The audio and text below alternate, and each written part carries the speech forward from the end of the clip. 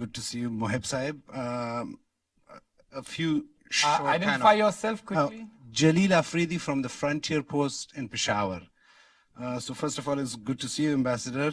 To be honest with you, when I came to this event, I was thinking that there's going to be some positive and happy news that you're going to give us. I'm very surprised by the picture that you have portrayed. So my questions are... One question, not questions. No, just a small question. So Ambassador Khalilzad is saying that the talks are going positive. You are saying that the patrons are not playing any good role. So can you explain it to me what exactly is going on, especially keeping in view that the elections are coming and there are reports that suggest that because President Ghani does not see a very good future for himself anymore, is that one of the reasons why Khalilzad has a total different opinion than what you have said over here? Thank you. And on a lighter note, by the way, the Taliban are mostly Pashtuns, and in this room, I only see you and me being Pashtuns here. So I hope none of us are Taliban. Actually, quite a few more Pashtuns are here. Yes. First of all, never assume. Terrorism has no ethnicity. Pashtuns in Afghanistan have a very passionate and compassionate lives, and people, those who know them and have studied them would understand that these people, despite living in rugged terrain, have been extremely kind and are known for their hospitality and kindness. I would not equate a group that murders civilians in cold blood, conduct terrorist activities across the country and blows up schools and mosques. These are not acts of Pashtuns or Afghans or any other ethnicity. So let's not ethnicize this, for one. The second part is there is good news. Right? I am the good news. Right? Afghanistan has its own voice. Our patrons, I think are the correct pronunciations, of the Taliban no longer have to speak for us. What better news is that than for a country that has been isolated for 200 years and for the past 4 decades has been continuously and brutally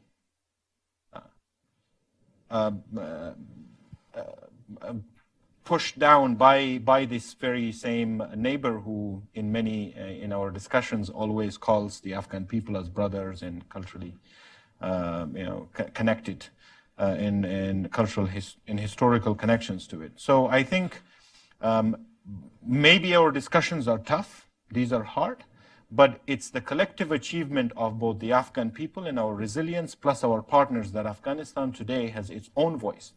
We may not agree, we may not see eye to eye on everything, but it's an Afghanistan that's free, it's an Afghanistan that is able to represent itself, it's an Afghanistan that can plan its own future. So I think there is no bigger and better news than that for us. Others may disagree. And the other is about people's opinion of what peace is. I'll call any peace that's an Afghan peace that's going to bring peace to Afghanistan, progressive peace.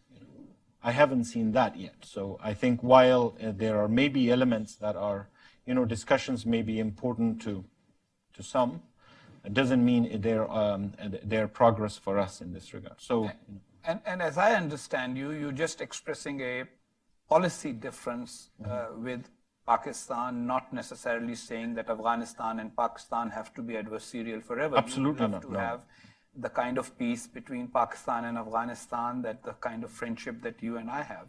Absolutely. And I think that can be the template for our countries For the record, we have tried on every occasion to be able to normalize relationship with Pakistan, because for the Pakistani sake, for the sake of our people and for the sake of the region, it is important that that we live in harmony with our neighbors. Now here I would be remiss if I don't ask this question, because friends from Pakistan always say that you have to ask questions that concern Pakistan, and Pakistan always expresses concern about Afghanistan and its relationship with India and how that might threaten Pakistan.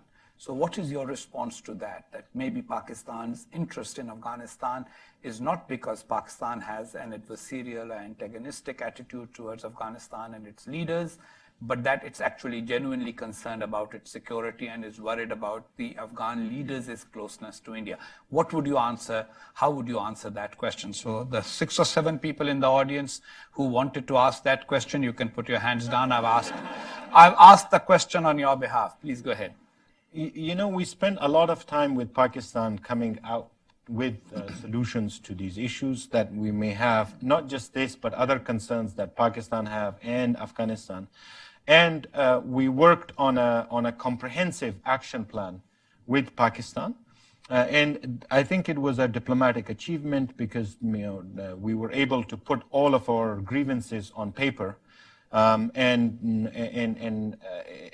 and agree that we will work together to resolve them.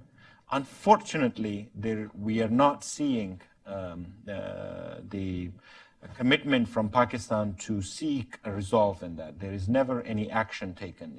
And that document continues to remain a piece of paper because it has not been actioned. We would be able to resolve many of these issues. A lot of it is misunderstanding, and if there needs to be, we have always insisted we are ready to be able to prove it, and there can be third-party verification for whatever we claim we can provide, and the same for Pakistan. We would like to request them that they provide third-party verification for what we say, so that we are not sitting across blaming each other and are actually constructively moving forward with an agenda that would normalize relationships so that we can both benefit